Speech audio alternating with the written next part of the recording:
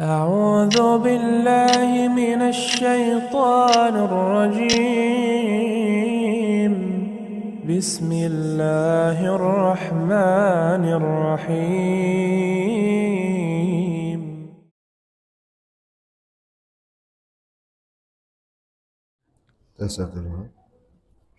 Bismillahirrahmanirrahim.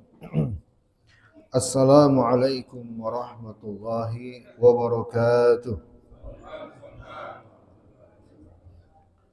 Alhamdulillahilladzi hadana lihada wa ma kunna linahtadiya laula an hadana Allah.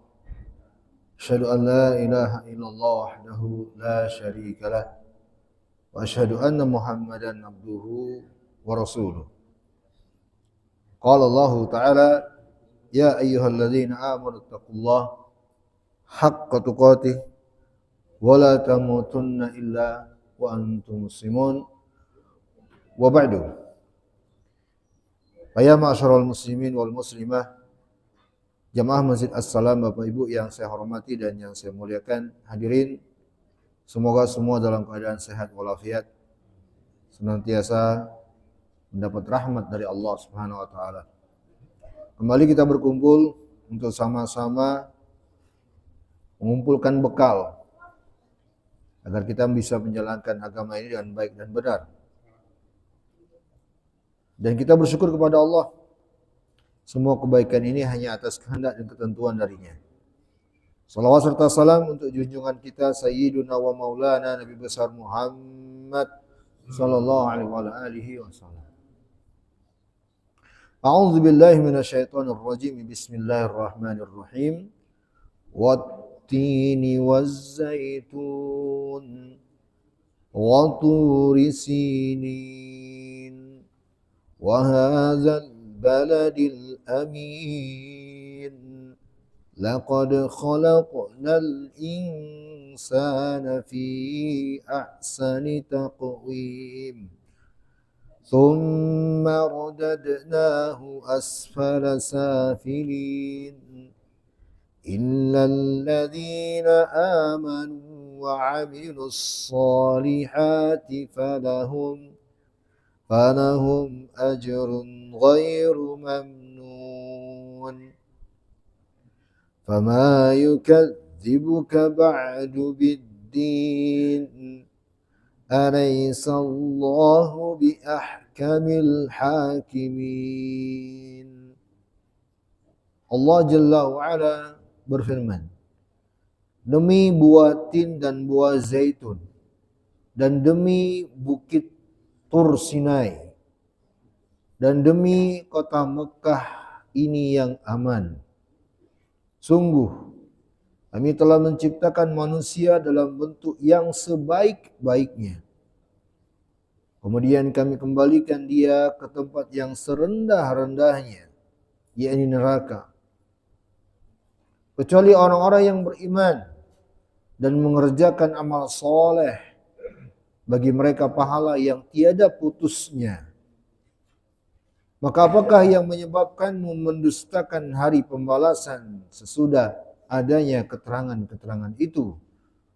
Bukankah Allah Dia yang Maha Hakim, yang seadil-adilnya?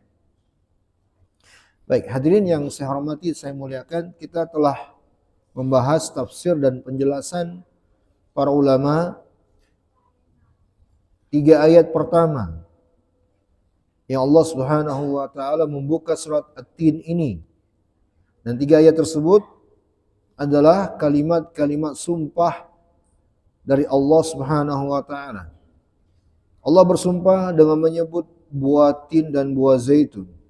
Allah bersumpah dengan menyebut bukit Tur Sinai. Allah bersumpah dengan menyebut kota Mekah. Ini semua adalah kalimat sumpah, dan tidaklah ada sebuah kalimat sumpah melainkan ada hal yang ingin ditekankan setelahnya agar benar-benar diperhatikan oleh yang diajak bicara. Itulah konteks kalimat sumpah. Kita kalau bersumpah tujuannya apa? Agar yang kita ajak bicara ini betul-betul memperhatikan, mempercayai benarnya apa yang kita ucapkan. Dan Allah Jalla wa'ala yang maha benar dengan segala firman-Nya menggunakan gaya bicara seperti ini tujuannya agar kita betul-betul memperhatikan apa yang Allah ingin sebutkan setelah sumpahnya. Ini telah kita bahas di pertemuan yang telah lalu, maka pada malam hari ini kita lanjutkan ayat yang keempat. Inilah yang Allah sumpahi. Ayat keempat, ayat kelima. Pada ayat keempat Allah firman, laqad khalaqnal insana fi ahsani taqwim. Sungguh kami telah menciptakan manusia itu dalam sebaik-baik atau dengan sebaik-baik keadaan. Ini ayat yang keempat yang disumpahi oleh Allah. Yang Allah jelaskan dengan mengawalinya menyebutkan kata sumpah. Itu lepas ya? Aman?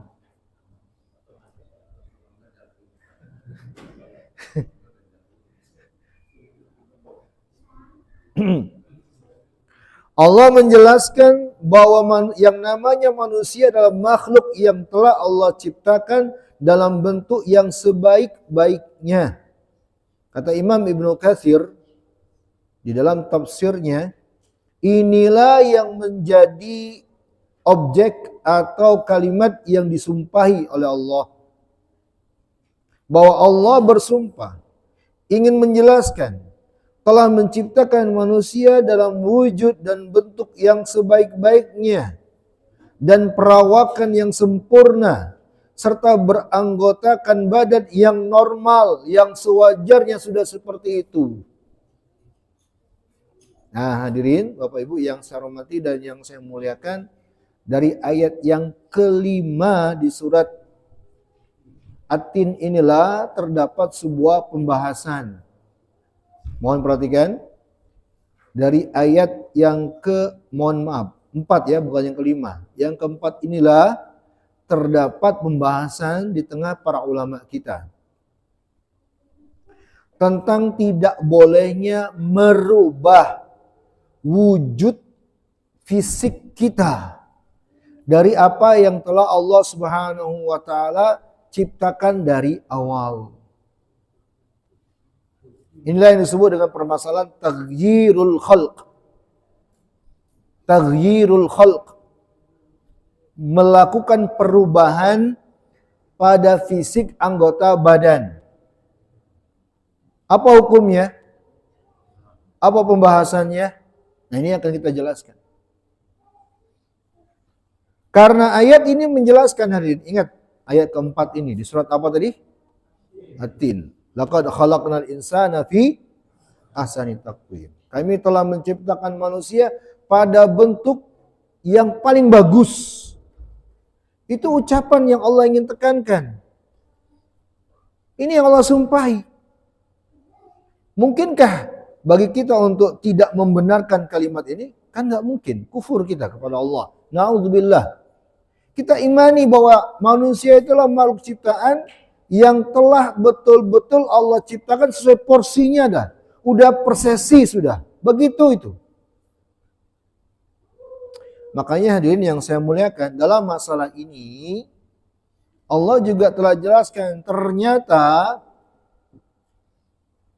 merubah jasad atau salah satu bagian dari fisik tubuh pada diri manusia oleh yang bersangkutan, ini adalah salah satu perbuatan yang memang syaitan menjadikannya godaan untuk merusak manusia supaya ingkar, supaya tidak bersyukur, supaya kufur kepada Allah.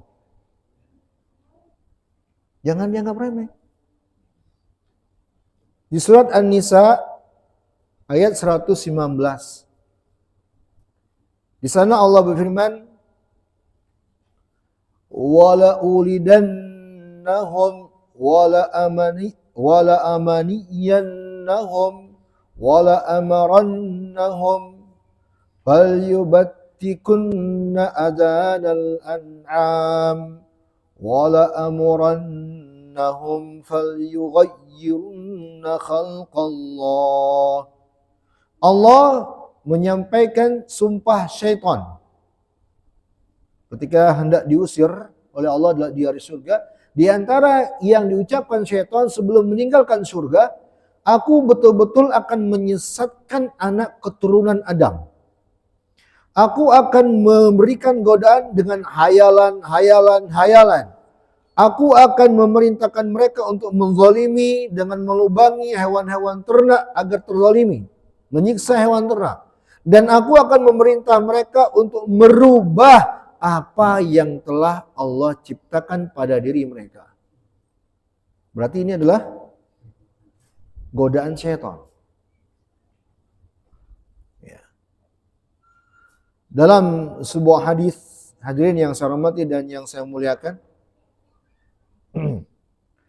disebutkan jadi kalau Imam Nasa'i rahimahullah, kata Ibnu Mas'ud, la'ana Rasulullah sallallahu alaihi wasallam wal washimat wal mutafallijat wal mutanaffisat al mughayyarat khalqallahi azza wa jalla.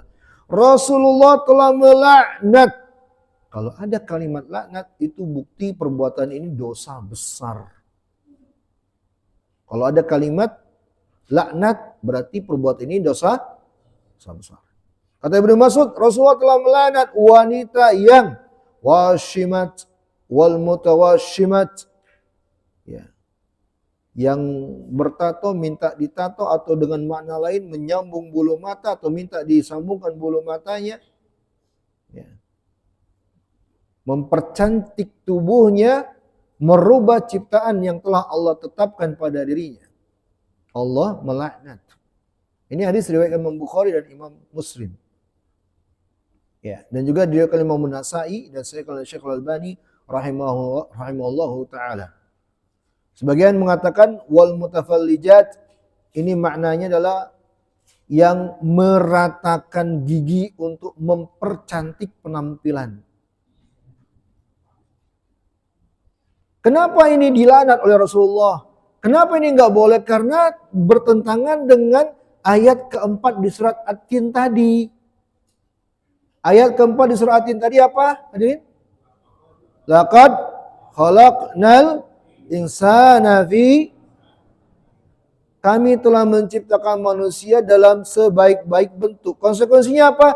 Kita harus meyakini, kita harus mengimani bahwa kita ini sudah diciptakan oleh Allah dengan bentuk fisik yang paling ideal sudah. Mau bagaimanapun keadaannya, itulah Allah ciptakan sudah. Paling bagus. Ini konsekuensi ayat. Sehingga pada asalnya perbuatan merubah fisik itu haram. Itu hukum asal. Saya belum merinci ya. Kita harus pahami dulu hukum asal. Tidak boleh. Karena bertentangan dengan konsekuensi ayat tadi. Dan ternyata ada hadis juga memperjelas. Ini adalah perbuatan godaan syaitan untuk membuat manusia kufur kepada Allah. Tidak bersyukur kepada Allah subhanahu wa ta'ala. Apalagi di zaman sekarang ya. Operasi plastik. Hidung pesek. Hidung menjadi hidung mancung. Dagunya lebar menjadi lancip. Yang lebih parah lagi, jelas-jelas lahir sebagai pria, diubah menjadi wanita. Ada kan? Dan sebaliknya.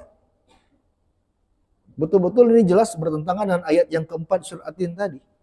Allah telah ciptakan Anda dengan bentuk, dengan kodrat yang terbaik. Apakah Anda ingin mengatakan Allah ini salah nih menciptakan Anda? Nggak tepat nih, nggak pas nih, nggak persesi nih, nggak proporsional. Hebat sekali. Maka di sini hadirin yang saya muliakan, ya, adanya larangan merubah-rubah fisik itu karena konsekuensi ayat keempat di surah At-Tin ini. Bisa dipahami? Bisa dipahami jamaah? Yang harus kita imani. Nah, turunan dari pembahasan ini hadirin yang saya muliakan, merubah sesuatu yang ada pada tubuh kita itu kadang keluar dari hukum asal tidak boleh tadi menjadi boleh bila dengan beberapa catatan. Yang pertama, silakan ini kaidah. Ya, kaidah-kaidah bolehnya merubah fisik pada tubuh. Yang pertama, yang dirubah itu adalah sesuatu yang bukan telah ada sejak lahir. Yang bukan telah ada sejak lahir. Ini yang pertama. Yang kedua, merubah itu dalam rangka menghindari mafsadah bila tidak dirubah. Dalam rangka menghindari mafsadah. Apa mafsadah? Keburukan, gangguan, kejelekan. Bila tidak dirubah. Kalau yang pertama jelas. Kalau yang kedua contohnya gini. Bapak Ibu. Jadi kita nih pada asalnya dari ujung rambut sampai ujung kaki kita. Itu sudah merupakan hasil ciptaan Allah yang sudah proporsional. Harus kita imani ini. Paham sampai sini? Allah nggak akan salah nih. Kuku saya begini, mata saya begini, hidung saya begini. Muka saya begini, bentuk bahu saya begini. Itu sudah Allah ciptakan, Allah tentukan proporsional sudah. Udah pas. Kalau ada di antara kita yang agak pincang-pincang sedikit jalannya dari lahir, itu sudah ciptaan Allah, udah pas. Jangan disalahin. Nah, itu hukum asal. Nah, tapi kalau ada sesuatu yang bila tidak dirubah pada sesuatu yang ada di anggota tubuh kita, menimbulkan mafsadah, menimbulkan ketidaknormalan, maka boleh. Misalnya apa? Kuku. Kuku, kalau dibiarkan, mafsadah tidak? Mafsadah tidak. Kalau orang yang berakal sehat pasti akan mengatakan mafsadah. Orang yang merawat kukunya menjadi panjang itu bisa dikatakan kurang normal cara berpikirnya itu. Ya, ada dulu sempat kan dapat penghargaan sekian tahun kukunya nggak dipotong. Gimana caranya dia beraktivitas? Ya, belum lagi ada memang dalil-dalil yang melarang untuk membiarkan kuku panjang. Dalam sebuah riwayat dikatakan kuku yang panjang itu, Bapak Ibu, Nabi katakan tempat sembunyinya syaitan pada diri manusia. Maka potong kuku. Itu syariat kita sudah sedemikian rupanya memotivasi kita untuk sesuatu yang ternyata secara medis sungguh sangat bermanfaat. Kuku itu kalau dipotong pasti menyimpan bakteri, kata medis. Tapi kita bukan karena itu, karena syariat. Rambut nih, untuk laki-laki secara khusus, Kalau dibiarkan tidak dipotong, mafsadah tidak? Mafsadah. Ya. Maka kalau alasannya seperti ini, merubah yang ada pada tubuh kita untuk menghindari terjadinya mafsadah, boleh. Ya, meratakan gigi misalnya, yang kalau tidak dilakukan ngomongnya jadi nggak benar, makanya nggak nyaman, terganggu, boleh. Kaidah yang ketiga, hadirin yang saya hormati dan yang saya muliakan, memang ada dalil untuk memerintahkannya. Untuk melakukan perubahan itu. Ini yang ketiga. Kalau memang ada dalilnya yang memerintahkan untuk melakukan perubahan itu, maka silakan. Seperti tadi yang saya katakan, motong kuku. Diperintahkan, ada dalilnya. Ya, mencukur bulu-bulu di sekitar tubuh. Diperintahkan ada dalil. Merubahnya, memang karena dalil. Ya. Menggundul rambut di saat-saat tertentu, ada dalilnya. Maka ini yang ketiga, hadirin yang saya hormati dan yang saya muliakan. Di luar tiga hal ini nggak boleh. Apalagi alasannya dalam rangka mempercantik diri. Jangan. Untuk wanita, ya semakin ganteng untuk pria, nggak usah. Apakah Anda ingin mengatakan bahwa Allah telah menciptakan diri Anda tidak bagus, tidak baik? Kan tidak. Itu kufur kepada Allah. Tapi kalau adanya mafsadah tadi, maka konteksnya adalah itu ujian dari Allah untuk kita cari solusi. Allah Jalla wa'ala menimpakan keburukan pada hambanya agar kita berusaha menghindarkan diri dari keburukan itu. Itu yang kedua tadi. Dalam rangka menghindari timbulnya mafsadah. Maka hadirin yang saya hormati dan yang saya muliakan, ya, tidak boleh untuk kita melakukan hal ini.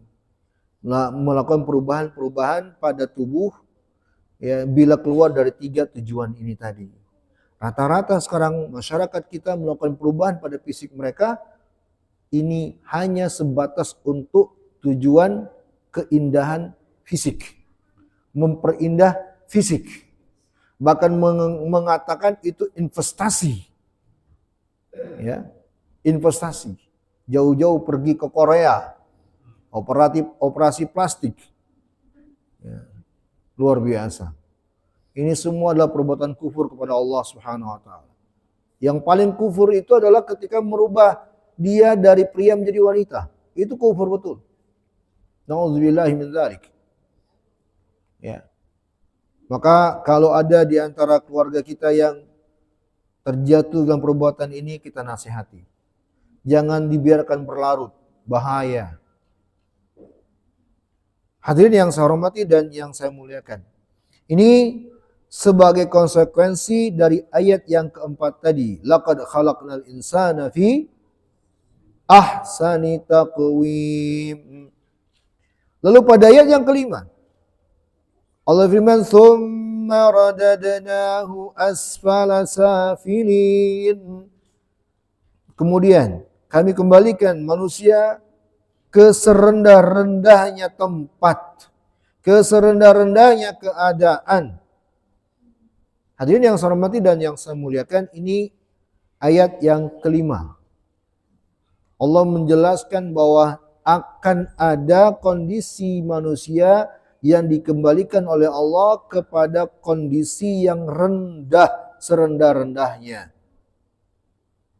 Pada ayat yang kedua, pada ayat kelima ini, Bapak Ibu yang saya hormati dan yang saya muliakan, para ulama ahli tafsir menjelaskan ada 2 maknanya.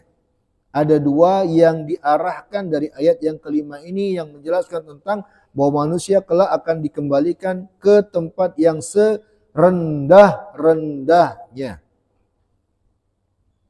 Kalau dalam tafsir Ibnu Katsir dikatakan yakni ke neraka. Demikian yang dikemukakan oleh Mujahid, Abul Aliyah, Al-Hasan, Ibnu Zaid dan lain-lain. Kemudian setelah penciptaan yang baik dan menakjubkan itu, mereka akan diseret ke neraka jika mereka tidak taat kepada Allah dan tidak mengikuti para rasul. Hadirin yang saya hormati dan yang saya muliakan, saya kembali mengatakan bahwa untuk ayat yang kelima ini terdapat 2 penafsiran para ulama. Penafsiran pertama ini yang diterangkan oleh Imam Ibnu Katsir. Bahwa yang diinginkan oleh Allah, manusia kelak akan dikembalikan ke tempat yang paling buruk, dan yang diinginkan dengan tempat yang paling buruk itu adalah neraka. Adalah apa? Neraka. Ya.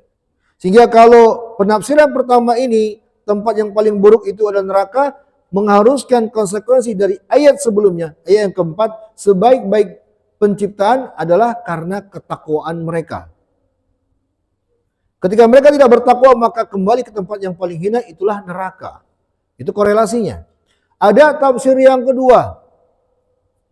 Ketika Allah mengatakan manusia kelak akan dikembalikan ke keadaan yang seburuk-buruknya keadaan, maksud dari seburuk-buruk keadaan adalah usia tua yang pikun, yang menghinakan yang bersangkutan. Usia tua yang menghinakan. Ini tafsir yang kedua. Dari 2 penafsiran ini, ya, mana yang benar kata para ulama, bila dua-duanya bisa dikompromikan, tidak bertentangan, maka kita katakan dua-duanya benar. Bisa bermakna ini, bisa bermakna yang itu. Ini kaidah dalam ilmu tafsir. Bahwa para ulama mengatakan kalau dalam sebuah penafsiran itu ada beberapa tafsiran para ulama. Yang masing-masing tafsiran ini tidak kontradiksi, maka semuanya kita ambil. Jadi untuk ayat yang kelima ini bisa bermakna manusia kelak akan dikembalikan ke tempat yang paling rendah, itulah neraka, bila mereka tidak bertakwa. Sebagai konsekuensi ayat keempat, atau tafsir yang kedua, mereka kelak akan dikembalikan keadaan yang menghinakan diri mereka, itulah masa tua yang menghinakan. Hadirin yang saya hormati dan yang saya muliakan. Ya. Saya ingin menjelaskan tafsir yang kedua. Kalau tafsir yang pertama jelas, ya, sebab yang namanya neraka tentu tempat yang paling buruk. Tidak ada selain itu. Ya, kalimat yang mengatakan seburuk-buruk tempat, maka tentunya neraka itu sudah pasti. Tidak ada perselisihan dalam masalah ini. Untuk mengatakan bahwa neraka seburuk-buruk tempat. Tapi tafsir yang kedua, sebagian ulama seperti Syekh Ibnu Utsaimin dalam tafsirnya menjelaskan bahwa di antara maksud ayat ini adalah kondisi manusia di masa tuanya yang Allah kembalikan kepada masa dan kondisi yang menghinakan dirinya. Na'udzubillah. Bapak Ibu yang saya hormati dan yang saya muliakan, semoga Allah senantiasa memberi taufik kepada kita semuanya. Ya. Dan termasuk ya yang diberikan kemuliaan oleh Allah Subhanahu wa taala, ya, khususnya kelak di usia tua. Imam Ibnu Qutaibah rahimahullah mengatakan ketika Allah berfirman, "Tsumma radadnahu asfala safilin illa alladziina aamanu wa 'amilus shalihati falahum ajrun ghairu mamnun." Ketika Allah firman, manusia kelak akan dikembalikan kepada kondisi yang paling buruk kecuali orang-orang yang beriman dan orang-orang yang beramal soleh di masa mudanya. Mohon perhatikan ini nasihat untuk kita semua. Ya. Masa tua kita itu nanti, ini khususnya untuk yang masih muda ya, seperti saya.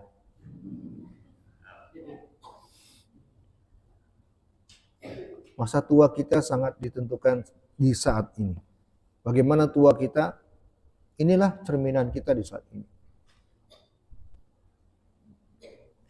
Imam Ibnu Qutaibah rahimahullah mengatakan, yaitu orang-orang yang beriman apabila menjaga keimanan dengan baik di waktu mudanya, di saat dia sehatnya, di saat dia semangatnya, dia senantiasa menjaga iman dan amalan solehnya, maka di masa tuanya nanti amalan untuk mereka pahalanya akan terus mengalir. Walaupun sudah nggak bisa beramal seperti masa muda. Ya. Walaupun mereka tidak mampu lagi beramal ibadah dengan begitu banyak seperti di masa muda. Orang yang gemar beramal di waktu mudanya, di saat sekarang ini seperti kita nih, ya seperti bapak-bapak, seperti Pak Yuda barangkali, masih sweet 17. Wah, langsung mengiyakan. Semangat sekali dikatakan muda ya.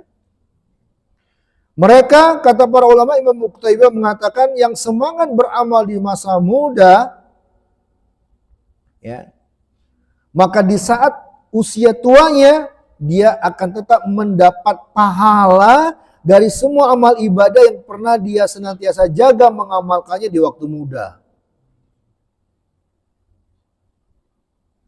Ya. Apabila telah tua nanti dan menemui masa udah sulit beramal, maka Allah berikan keutamaan akan tetap dicatat pahala untuknya dari amal ibadah yang biasa dilakukan di masa muda. Kenapa kesimpulan Imam Qutaibah seperti ini? Karena ada sebuah hadis. Rasulullah SAW bersabda dari hadis Abu Musa radhiyallahu anhu yang diriwayatkan Imam Bukhari, "Idza maridal 'abdu aw safara kutiba lahu mithlu ma kana ya'malu muqiman sahiha."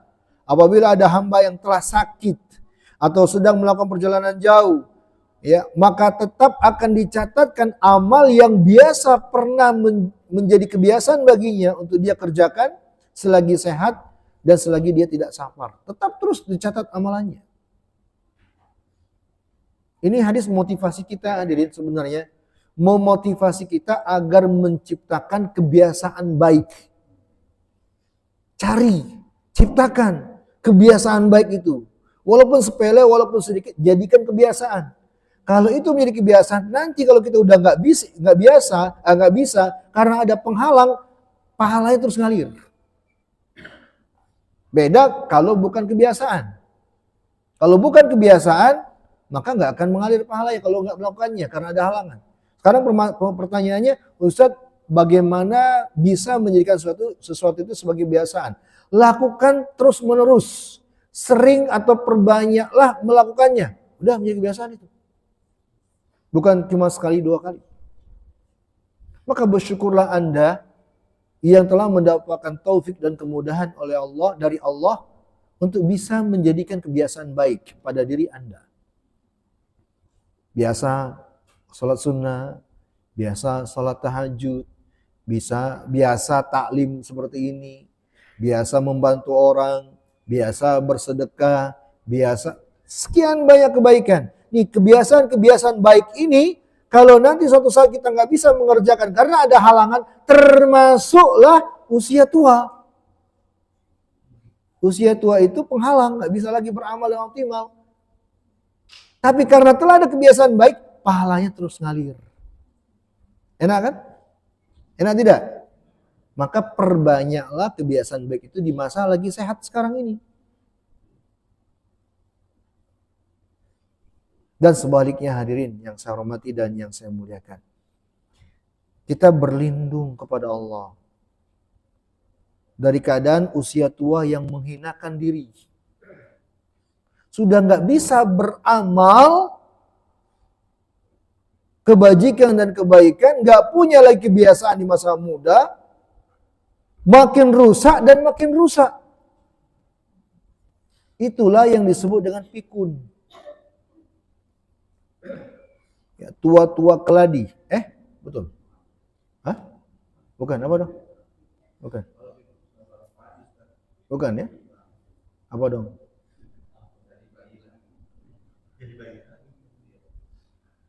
Jadi Bapak Ibu, ini saya sampaikan sebuah doa yang Rasulullah berdoa dengannya. Mudah-mudahan Bapak Ibu bisa juga panjatkan. Ini Nabi loh berdoa. Apa doanya Nabi? Kata Anas bin Malik radhiyallahu anhu, Rasulullah sallallahu alaihi wasallam pernah berdoa. Allahumma inni a'udzubika minal kasali wa a'udzubika minal jubni wa a'udzubika minal harami wa a'udzubika minal bukhli. Ya Allah, aku berlindung kepadamu, jauhkanlah aku dari rasa malas. Aku berlindung kepadamu, jauhkanlah aku dari al-jubni, lemahnya hati. Aku berlindung kepadamu dari al-harami. Harami, ini dia pembahasan kita. Masa tua yang menghinakan diri. Aku berlindung kepadamu dari bukhul, kebakhilan. 4 yang Nabi minta perlindungannya kepada Allah. Ayo ikutin saya semuanya. Allahumma inni a'udzubika minal kasali wa a'udzubika minal jubni wa a'udzubika minal harami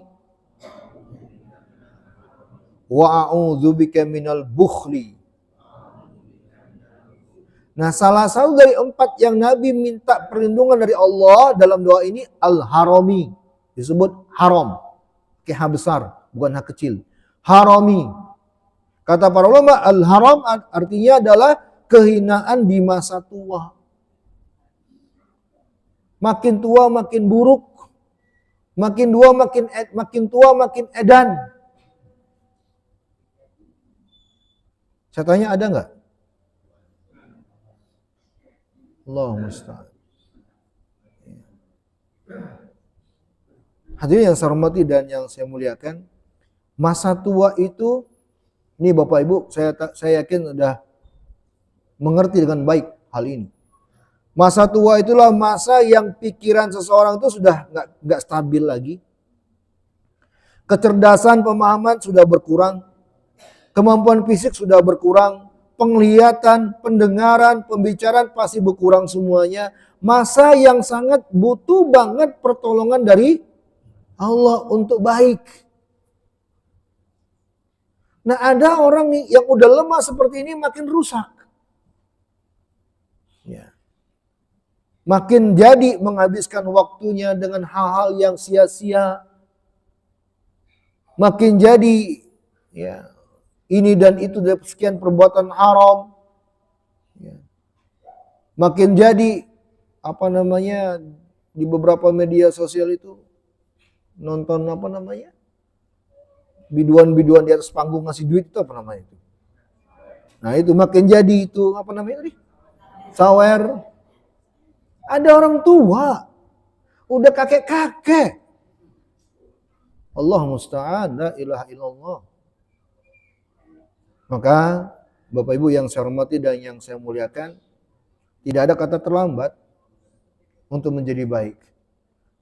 Pertama, untuk kita yang masih muda, takutlah hari tua yang menghinakan. Dan itu ditentukan dengan sebab yang Allah tetapkan di masa muda kita saat ini. Takutlah dari hari tua yang menghinakan. Takutlah dari hari itu. Sampai-sampai Nabi berdoa agar dilindungi oleh Allah, jangan sampai mengalaminya. Dan untuk bapak-bapak, ibu-ibu yang saya muliakan dan saya hormati yang sudah usia lanjut, tidak ada kata terlambat untuk menjadi baik. Rasulullah memotivasi. Khairukum man tala umruhu wa khair amaluhu. Sebaik-baik kalian adalah yang bertambah umurnya dan semakin baik amalannya. Mungkin kalau seandainya dulu masa muda kurang baik, sudah perbaiki aja sekarang ini. Teruslah memperbaiki diri. Maka ini tafsir yang kedua, hadirin yang saya hormati dan yang saya muliakan, dikembalikannya oleh Allah Tabaraka wa Ta'ala kepada usia yang menghinakan, itu maksudnya adalah pikun yang sudah tidak normal. Ya. Ada orang tua, na'udzubillah jangan sampai di masa tuanya sholat sudah enggak. Bukan dia enggak bisa sholat, tapi memang berat dia sholat. Apalagi baca Quran, apalagi bersedekah. Makin tua makin jadi mulutnya menyakiti orang, menyakiti tetangga, suka sekali konflik musuh-musuhan. Tua sudah, usianya di atas 60 tahun. Ini tanda-tanda Allah mengembalikan dia kepada usia tua yang menghinakan dirinya. Jangan sampai. Kita tuh banyak-banyak berdoa kepada Allah, semoga Allah mewafatkan kita semua dalam keadaan husnul khatimah. Allah wafatkan kita dalam keadaan kita sholat, sujud, baca Quran, sedekah, baik sama orang. Di usia tua yang betul-betul indah kita wafatnya. Itu kita idam-idamkan, betul? Betul tidak? Jangan sampai kondisinya menghinakan kita. Makin tua makin jadi. Tua-tua keladi, makin tua makin jadi. Ya. Allahul musta'an. Maka Bapak Ibu yang saya hormati dan yang saya muliakan, mari kita cermati dan kita jaga kebaikan-kebaikan ini. Ya. Saya sangat bersyukur kepada Allah atas segala nikmat dan karunia darinya, dan khususnya di Masjid As-Salam ini. Ya, kajian-kajian yang dihadiri, yang hadir banyak-banyak bapak-bapak, ibu-ibu ya, yang udah lanjut usia. Ya. Pertama kita bersyukur kepada Allah, kita terima kasih kepada penyelenggara panitia, semoga limpahan pahala untuk mereka penyelenggara. Dan kita bersyukur juga kepada Bapak Ibu yang usia telah lanjut tapi tetap konsisten hadir majelis taklim, memperhatikan, mendengar. Ya. Mudah-mudahan ini semua pertanda kebaikan dari Allah Subhanahu wa ta'ala. Dan ini mudah-mudahan tanda berkah untuk masjid ini. Berkah untuk Bapak Ibu, berkah untuk keluarga. Ya, karena kalau sudah tua apalagi sih sebenarnya yang dicari? Apalagi yang dicari? Ya. Hadirin yang saya hormati dan yang saya muliakan. Baik, Kemudian pada ayat setelahnya Allah Subhanahu wa taala berfirman, illal ladzina amanu wa 'amilus shalihat, kecuali orang-orang yang beriman dan beramal saleh. Falahum ajrun ghairu mamnun, bagi mereka pahala yang tidak akan terputus. Inilah tadi yang kita jelaskan, bahwa mereka yang senantiasa menjaga keimanannya dengan baik dan beramal saleh dengan baik, menjaga konsistennya, maka pahala untuk mereka terus mengalir. Enak banget hadirin. Luar biasa keutamaan dari Allah ya untuk yang bisa seperti ini. Ya. Kita masa tua pasti sudah lemah, nggak bisa lagi banyak-banyak sholat tahajud yang saat ini mungkin Bapak bisa kerjakan. Itu akan semakin berkurang itu. Kalau sekarang mungkin sholat tahajudnya bisa 6, 8, 11 rakaat. Akan berkurang itu. Dengan bertambahnya umur akan berkurang kemampuan itu. Nah di saat itu terjadi, Allah beri keutamaan. Karena sayangnya Allah, pahalanya terus ngalir. Seperti di saat muda yang kita mengerjakannya 11 rakaat tadi. Terus mengalir. Kemudian para ulama menjelaskan, di sini Allah sebutkan dengan dua hal. Orang-orang yang beriman dan beramal soleh. Itu artinya mereka yang mengumpulkan dua hal. Ada padanya keimanan yang baik dan benar, ada padanya amalan. Maka beriman itu tidak cukup hanya pengakuan, membenarkan tapi tidak beramal. Ya. Saya yang penting beriman. Saya membenarkan kok, saya mengakui kok benar. Tapi nggak pernah melakukan amalan-amalan soleh. Maka nggak cukup. Amalan soleh sebaliknya juga tidak cukup beramal kalau tidak disertai dengan keimanan kepada Allah Tabaraka wa Ta'ala. Harus dua-duanya terkumpul pada diri kita agar menampakkan manfaat. Kemudian pada ayat yang terakhir Allah Subhanahu wa taala berfirman, "Fama yukadzibuka ba'du biddin, alaisallahu biahkamil hakimin." Allah berfirman, maka apakah yang menyebabkan mendustakan hari pembalasan sesudah adanya keterangan-keterangan itu? Bukankah Allah yang maha hakim lagi seadil-adilnya? Ini penutup surat At-Tin, penjelasan dari Allah Subhanahu wa taala bagi yang mendustakan. Ya, setelah adanya penjelasan, setelah adanya keterangan, setelah adanya penyampaian. Ya.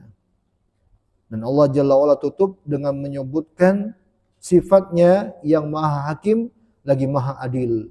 Artinya Allah Subhanahu wa taala pasti akan memberikan hukuman yang setimpal sesuai dengan perbuatan hambanya, bukan karena kezaliman. Mereka yang mendustakan akan mendapatkan hukuman sebagaimana yang telah mereka perbuat. Hadirin yang saya hormati dan yang saya muliakan.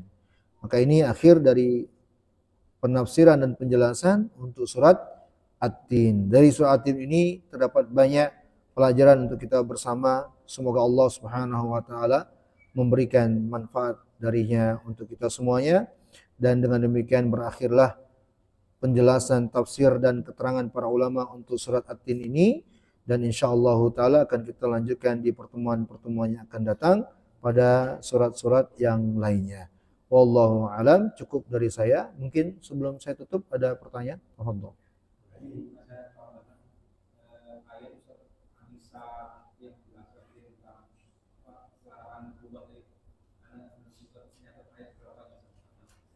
(119) itu ayat menjelaskan bahwa merubah ciptaan itu ternyata godaan syaitan. Itu inti ayat tadi. Sekarang saya tanya, kenapa dikatakan itu godaan syaitan? Dari sisi mana? Dari sisi implementasi bahwa itu untuk memperbaiki diri sehingga iya, itu dia. Ya, godaan syaitan agar terjatuh ke dalam perbuatan kufur, tidak bersyukur. Nah, itu yang paling diinginkan oleh syaitan. Ya, mengingkari atau protes dengan apa yang Allah Subhanahu wa taala telah ciptakan pada diri kita. Yakinlah Anda itu ganteng kok. Anda itu cantik kok. Sudah, nggak usah dirubah-rubah. Kalau selera orang kan beda-beda. Betul tidak? Cantik dan ganteng itu relatif. Jangan mengikuti selera manusia.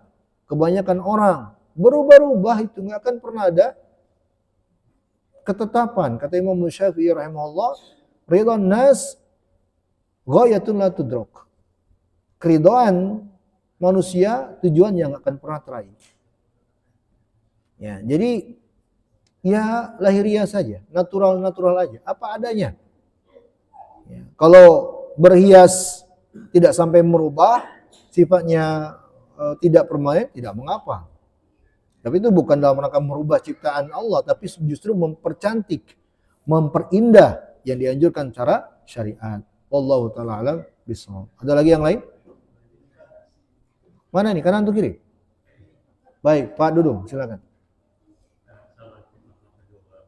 Waalaikumsalam warahmatullahi wabarakatuh. Untuk menjaga istiqomah setelah tua ini, berarti niat kita beramal harus niat maksakan karena Allah itu. Maksakan aja, boleh maksakan dengan cara itu. Iya betul. Memang jangankan di masa tua Pak Dudung, di masa muda kayak saya harus ada paksaan. Ya, orang berbuat maksiat saja itu memaksa dirinya untuk berbuat maksiat. Diri itu harus dilawan. Makanya jihad yang paling berat itu bukan jihad melawan musuh yang tampak mata, tapi jihad yang melawan hawa nafsu. Dikatakan jihad, kenapa? Karena ibaratnya berperang. Kita tuh berperang menundukkan hawa nafsu. Kita paksa diri kita untuk taat, untuk baik. Apalagi di masa tua. Ya. Hadirin Bapak Ibu yang saya hormati, saya muliakan. Nasihat ini nasihat para ulama.